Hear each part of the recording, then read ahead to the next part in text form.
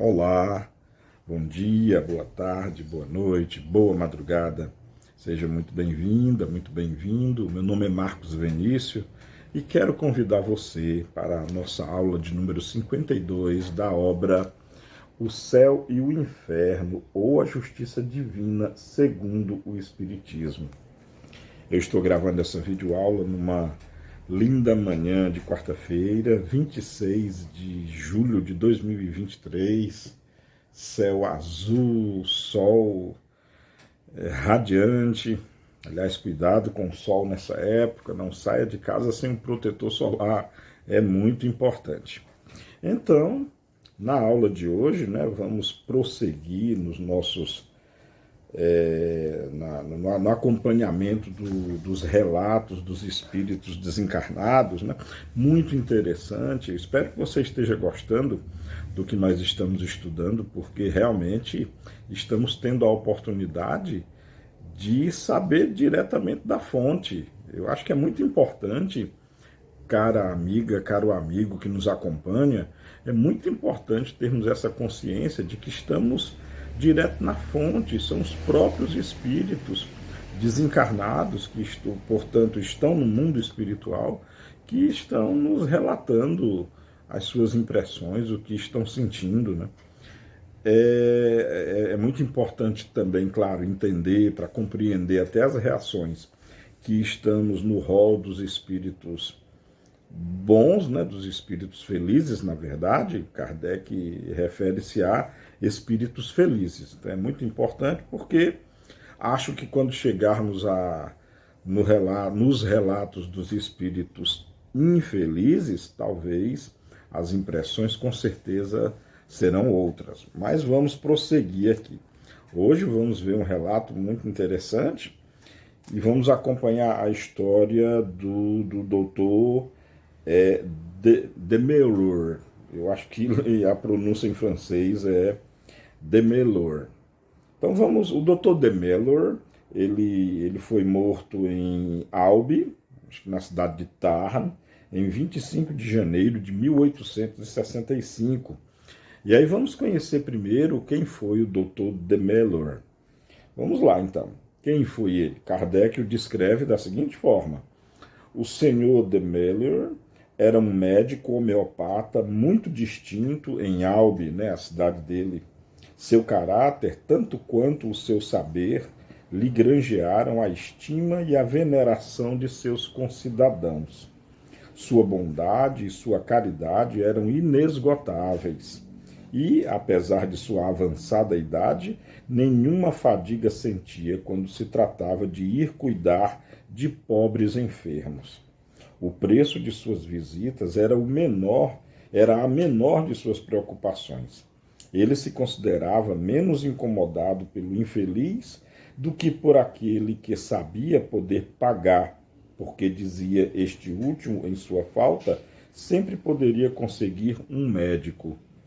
Ao primeiro não só dava os remédios gratuitamente, mas frequentemente deixava com que prover as necessidades materiais, o que às vezes é o mais útil dos medicamentos. Pode-se dizer dele que era o curadares da medicina. O senhor Demelur abraçara com ardor a doutrina espírita, na qual encontrou a chave dos mais graves problemas, dos quais em vão pedira a solução à ciência e a todas as filosofias. Seu espírito profundo e investigador fez-lhe imediatamente compreender toda a sua importância e também foi um dos seus mais zelosos propagadores. Relações de viva e mútua simpatia se estabeleceram entre ele e nós por correspondência. Soubemos da sua morte no dia 30 de janeiro, ou seja, ele morreu no dia 25, 5 dias depois, a sociedade soube da morte do Dr. Demelur. E o nosso primeiro pensamento foi de conversar com ele.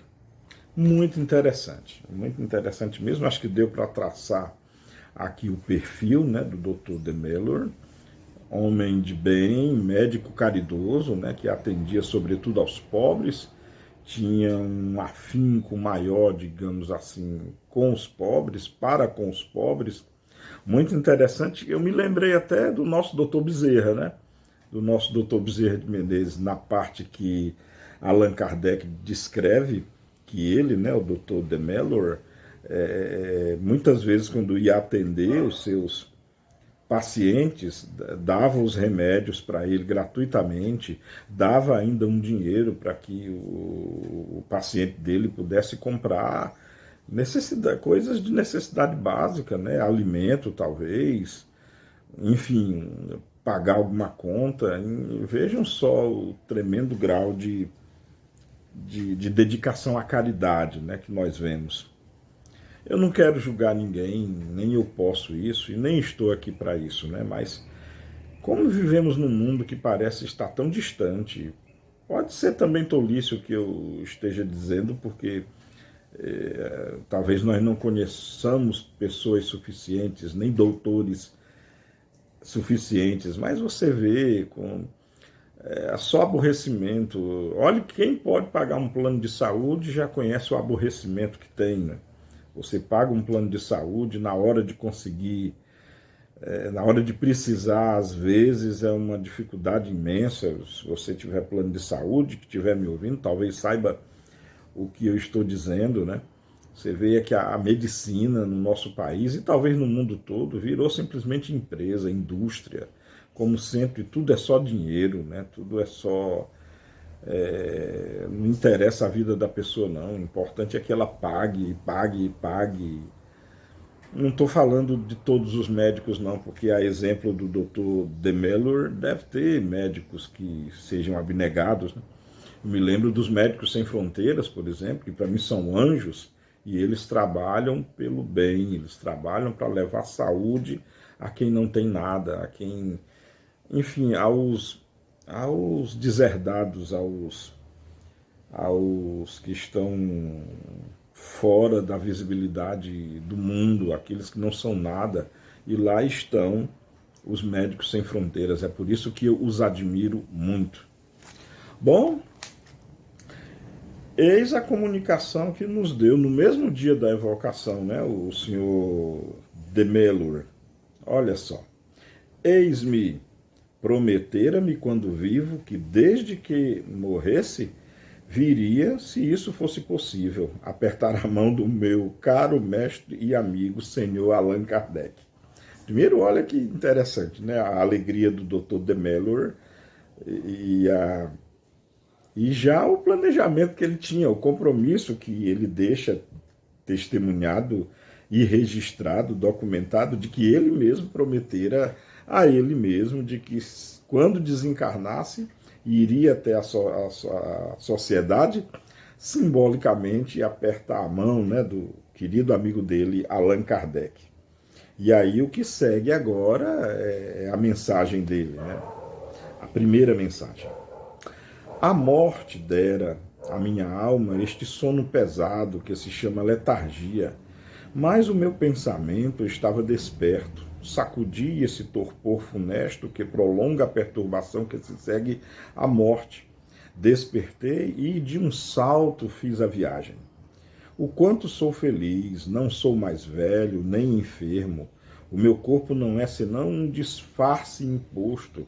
Sou jovem e belo, belo dessa eterna juventude dos espíritos, dos quais as rugas jamais pregueiam o rosto, cujos cabelos não branqueiam pela duração do tempo. Sou leve como o pássaro que atravessa com voo rápido o horizonte do vosso céu nebuloso. E eu admiro, eu contemplo, eu bendigo, eu amo e me inclino, átomo diante da grandeza, da sabedoria, da ciência de nosso Criador, diante das maravilhas que me cercam. Estou feliz, estou na glória. Oh, quem pudera traduzir as esplêndidas belezas da terra dos eleitos, os céus, os mundos, os sóis, o seu papel no grande concurso da harmonia universal? Pois bem, eu tentarei. Ó meu Senhor, vou fazer-lhe um estudo, virei depois, junto a vós, a homenagem de meus trabalhos, virei depor, não é depois não, virei depor junto a vós a homenagem de meus trabalhos de espírito que vos dedico ao adiantamento. Até breve. E ele volta, tá? Depois ele volta já na próxima semana, na aula 53, já vamos ver aqui a segunda mensagem que ele concedeu à sociedade, né?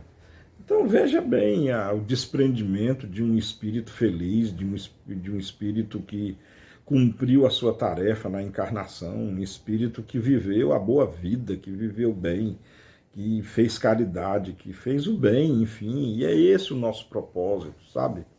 É isso, pelo menos é dos aspectos aos quais a doutrina espírita se debruça muito, a necessidade imperativa de se fazer o bem, de viver fazendo bem, de ajudar, sabe? De não cair nessa loucura de ganância, de avidez pelo dinheiro, de o importante é só o dinheiro, a beleza física, objetos, roupas, carro, casa bonita e todas essas coisas que é verdade, nos seduzem, é verdade. Mas está aqui a doutrina, está aqui o relato dos espíritos. Aqui não é ninguém menos do que um espírito que fala de lá e veja a recompensa. Eu acho que eu prefiro a palavra consequência de se viver bem, de se viver em estado de benevolência, da caridade, de ajudar os mais necessitados. Essa é a essência. Nós precisamos imperativamente pensar muito nisso.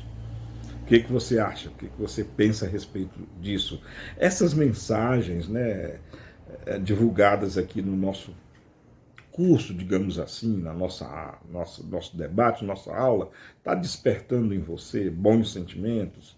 Está te fazendo enxergar a vida numa amplidão maior, com olhos diferentes? Quem sabe aqueles olhos que Jesus aludia, né? Os olhos de quem tinha olhos de ver?